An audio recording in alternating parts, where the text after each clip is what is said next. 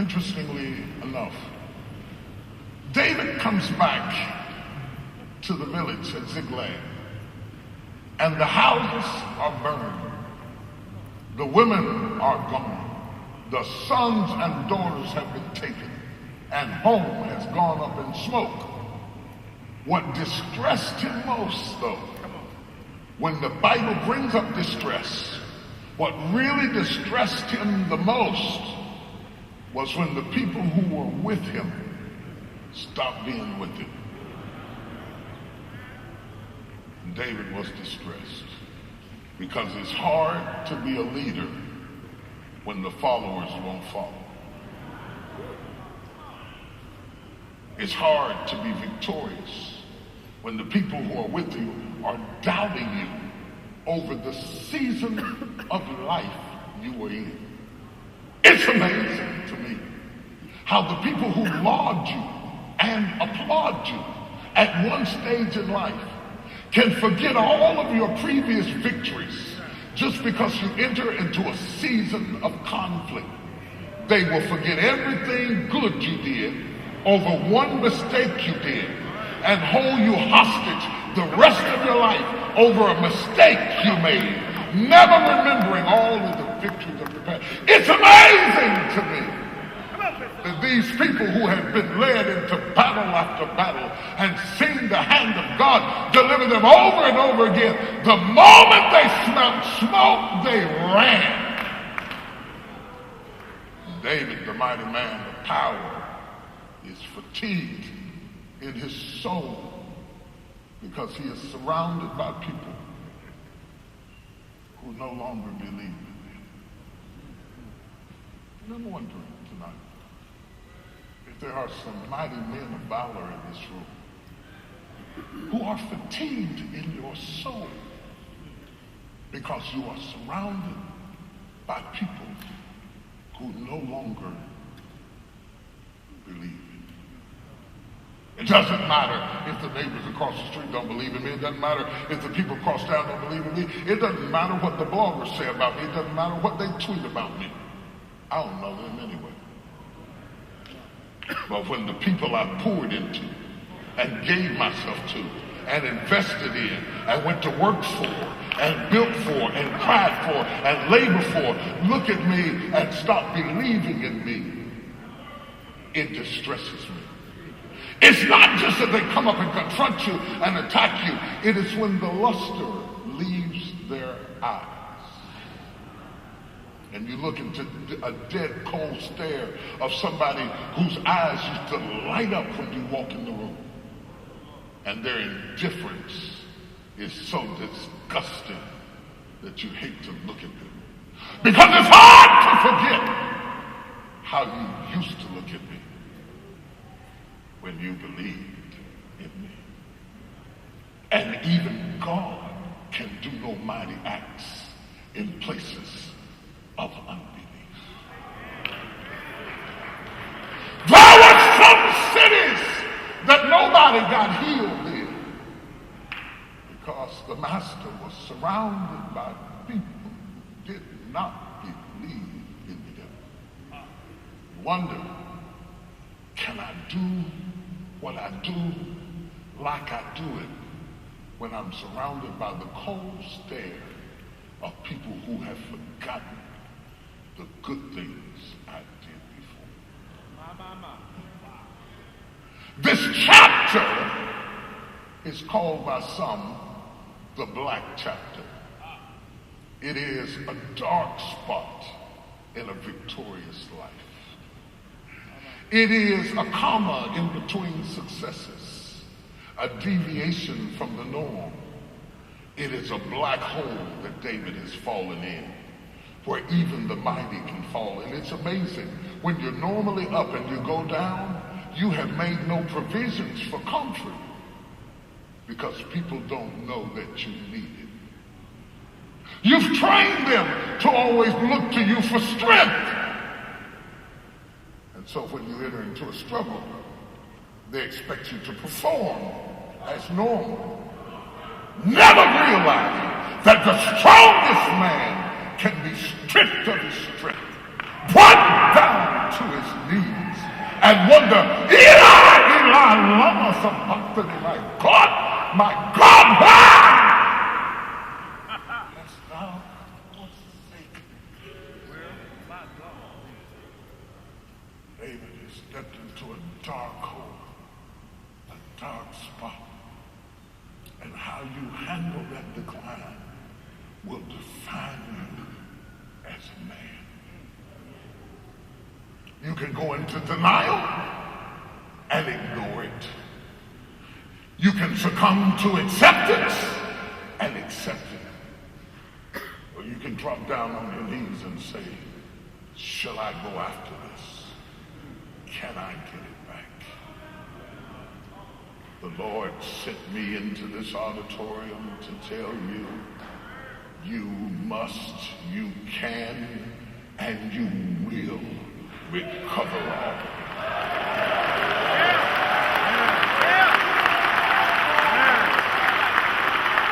Don't clap, slap your brother and say, I must, I can, and I will recover all. Oh, you don't sound like you're mad enough. Holla, recover all!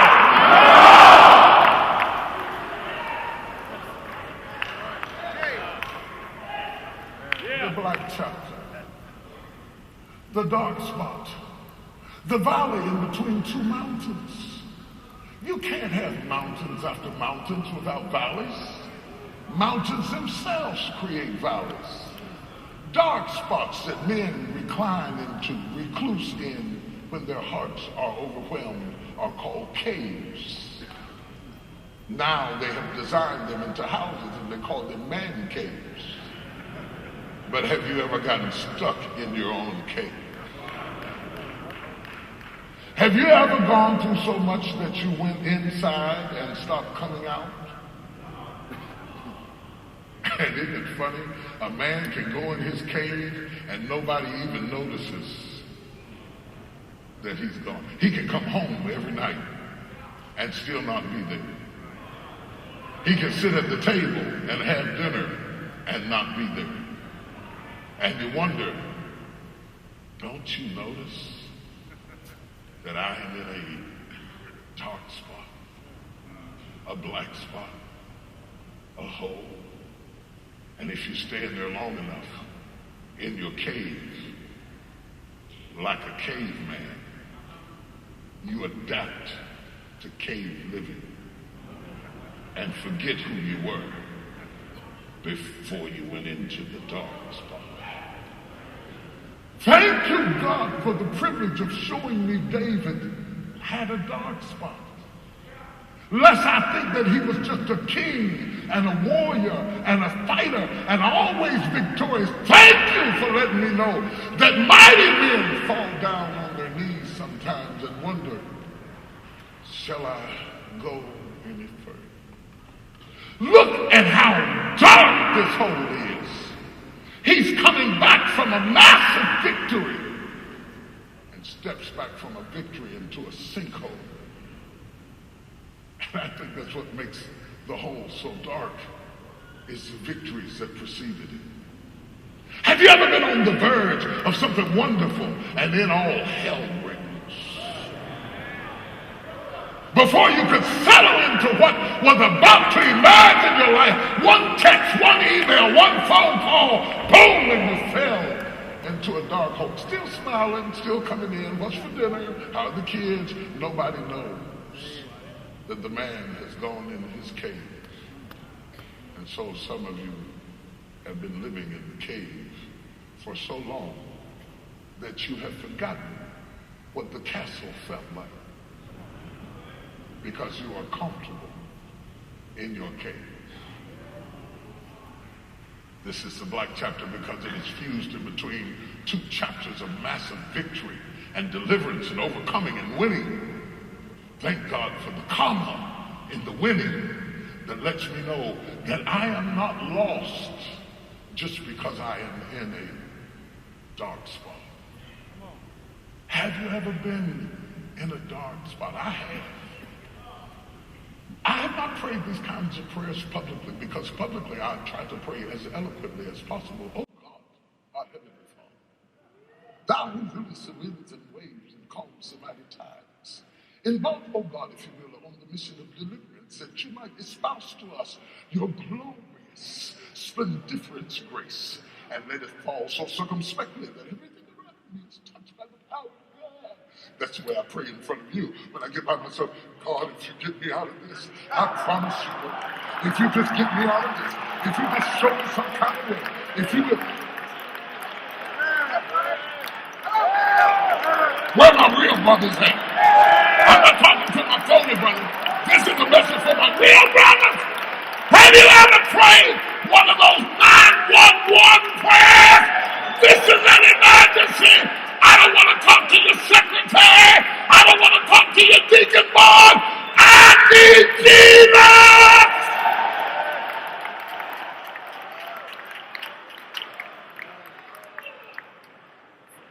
The mighty warrior, the champion, the captain of the host has fallen down on his knees like a wimp and says, shall I go up? Shall I pursue? Or shall I make myself comfortable in the mess I'm in? That is the decision that every man must face at one time or another. And how he decides will not only curse him, but it will curse his children and his children's children. Many of you are the sons of men who died in a cave.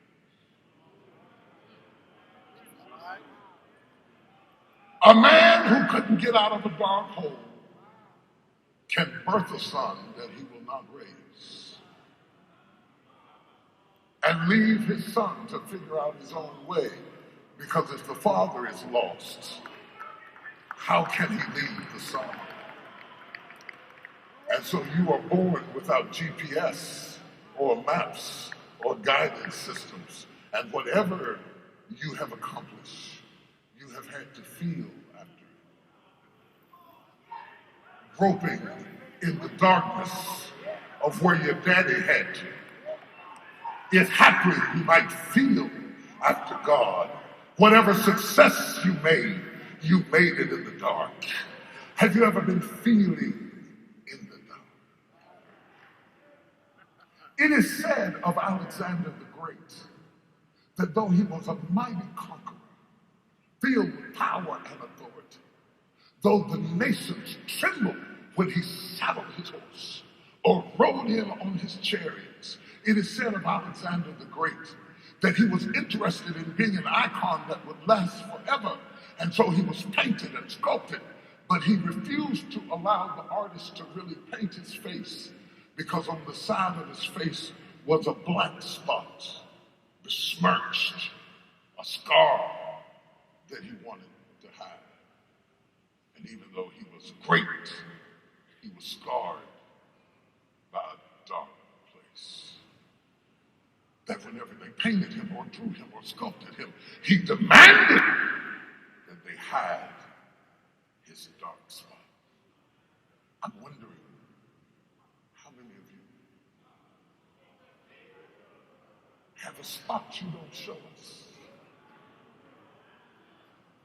The apostles, the prophets, the pastors, the teachers, the evangelists, the archbishops, bishops, cardinals, the popes, whatever you want to call yourself. Behind all of that, Alexander, I'm wondering if there's a side you don't show that people don't see. Alexander was committed to his image over his reality. When a man gives up on changing his reality, he settles for his image. I can't get the spot off, so paint it like it's not there. So tonight, I didn't come to talk to your image, because especially when you get in a place like this, your image looks so victorious. With your big voice, hallelujah! Glory to God, Bishop. Bring it down, Bishop, preaching in here. Hallelujah. Glory to God. God. When you really anointed your bottom, let's kind of shake just a little bit. But I did not come to preach to your image. I came to preach to your dark spot. Today, when we talk about hypocrisy, we mean that there is a compromise in your integrity, that you say one thing and do another. But in the biblical days, when you talked about hypocrisy, it was a reference to an actor who said all of his lines behind a mask. He was called a hypocrite because he hid who he was behind the image he projected. And the reason it is so hard to get ministry to men is because most men don't have there's some women that slipped in here, so I'll change it, the testicular fortitude.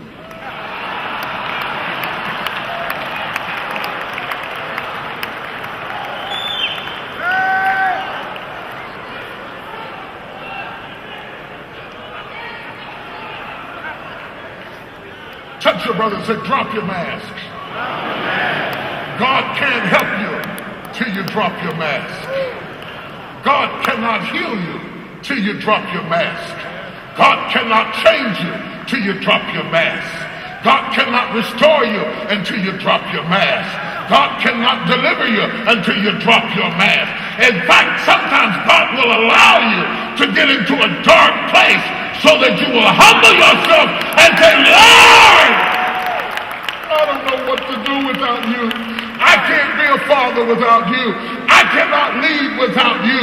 I cannot be a husband without you. How can I be a father when I never saw one and I never had one? Lord, I drop my mask and expose my vulnerability. If you don't help me, I will not recover from this dark spot.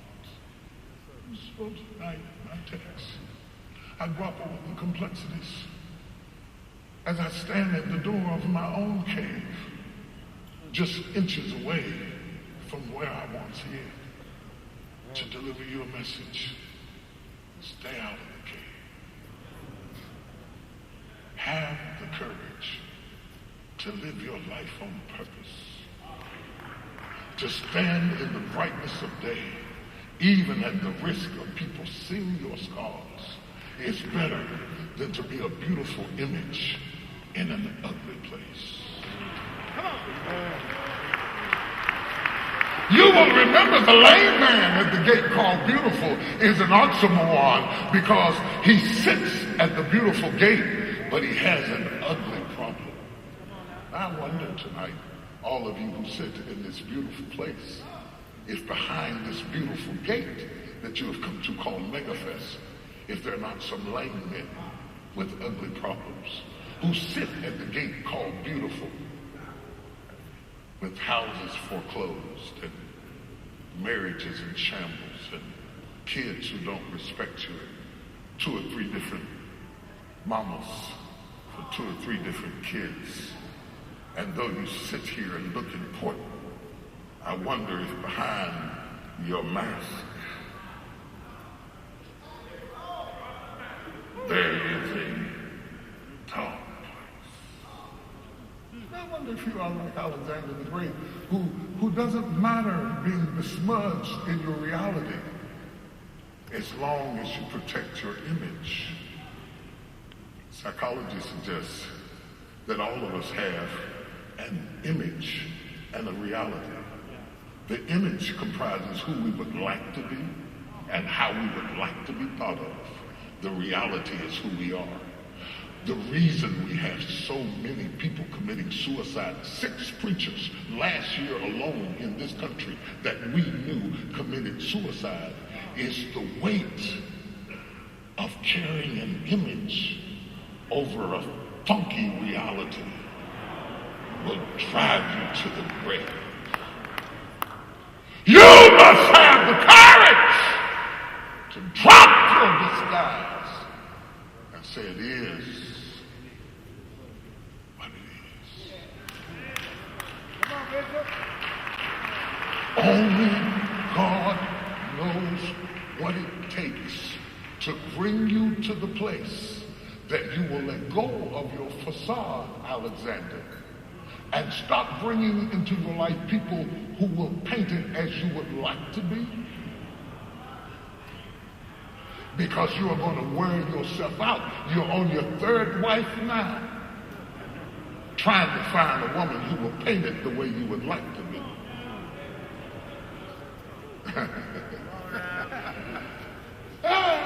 Hope you danced before I got here.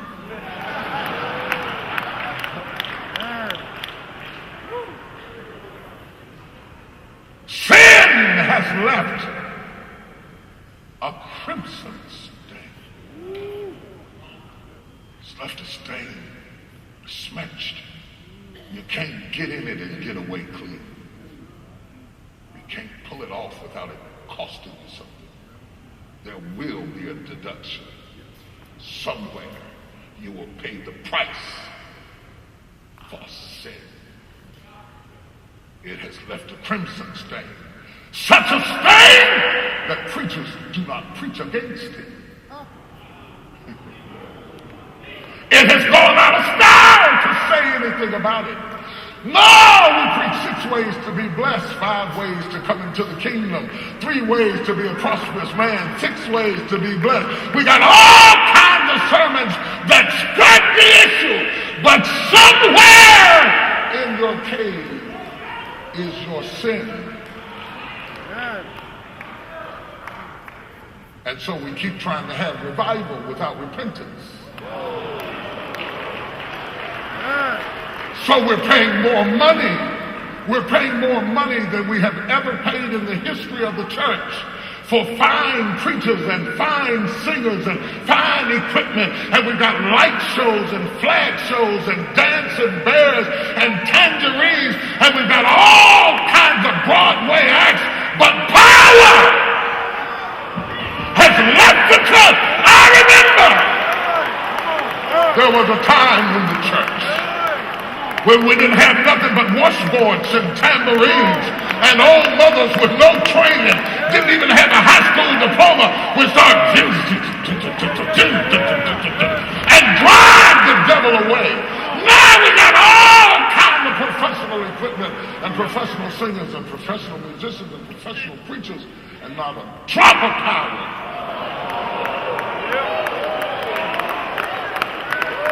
We pay more for it, but we get less from it. Because all we're worried about is making the image look good. Just paint me pretty and don't show my scar. And maybe if I stay in the cave long enough, I can recline in the recession of my dreams and the loss of my direction. And for all of this pain, we have to buy more expensive medication. We have to pay more to medicate what we will not fix. We go through women like we go through draws, looking for somebody who will paint us pretty. Alexander, David, God's mighty man, the man after God's own heart, the man who is mighty in battle, the man who is destined to be the king of Israel, the man who proceeded out of the move of Ruth from Moab, coming into a new land with Naomi to produce a seed in Bethlehem through which the lineage of Jesus Christ would come.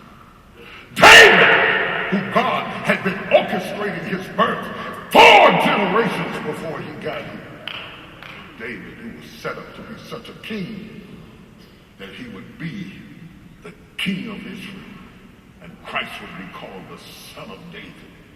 David, the man who killed big stuff with little things. So anointed that after the chariots of Israel could not kill the Goliath of Gath, David took what they had walked over and knocked him in the head. When you're really anointed, you can take what other men walked over and knock them in the head.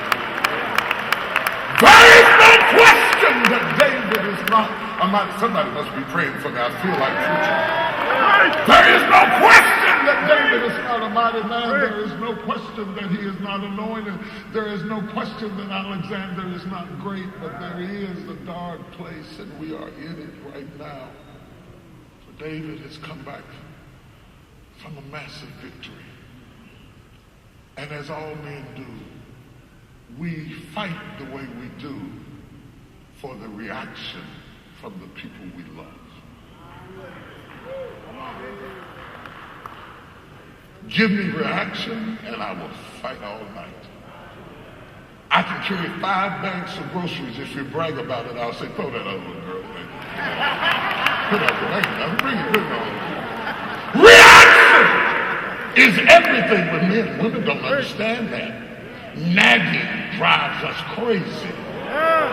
Praising us makes us mighty. We're like God. We swell from praise.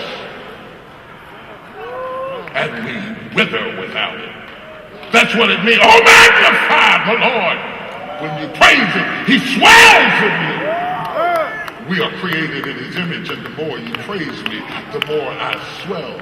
But when the praiser stops dancing, how will the warriors keep fighting? You see, David was used to having an entourage to meet him dancing when he came back from war. He came back having destroyed the Philistines. And as he got home, he was listening for the sound of timbrels and the dancing of feet, and there was no dancing to receive. Have you ever come home expecting one reaction and having to live with another? You see, David in his early days, when he came back from war, the women danced out to meet him with no titles and no power.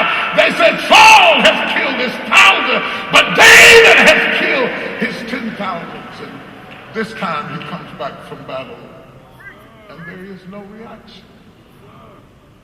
One of the things that drives men into a cave is when we come back from battle, and there is no reaction.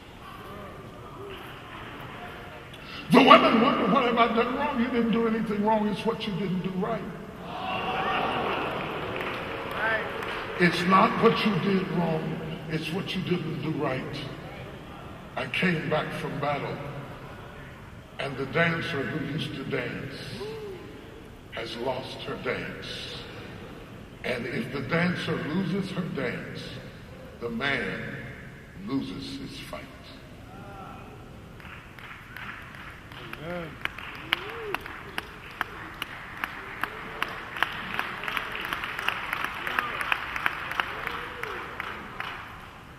After all, our mothers danced. Oh, look at little Judy. Come here, boo-boo. Ain't nobody like boo-boo. Come here, boo-boo. You the one boo-boo on boo-boo. Look at boo-boo in his little shorts. Ain't he cute? Put his little hat on sandwich. He's so cute. Isn't it funny how the people who dance for their sons do not dance for their sons' fathers?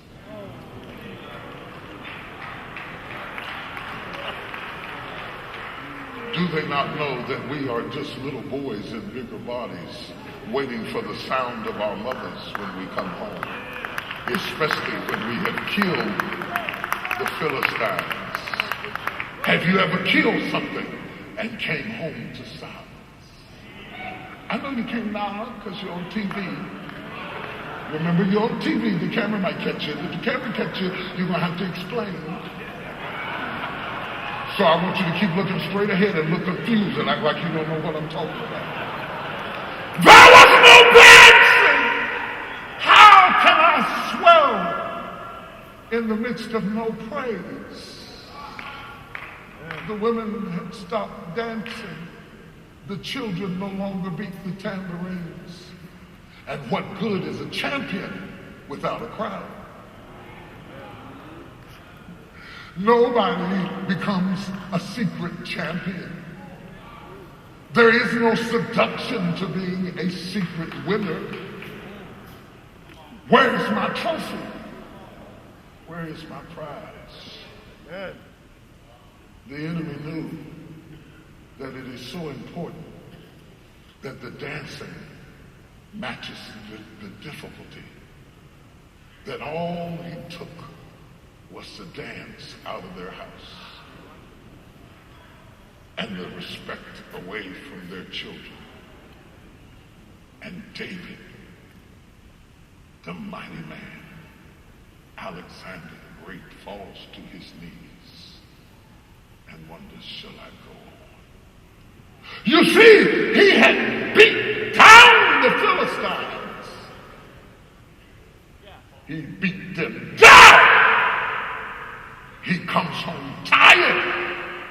And before he can be applauded for the victory that he has, he finds out that one fight only leads to another fight. He had fought the Philistines with one hand. But this is a two-fisted fight.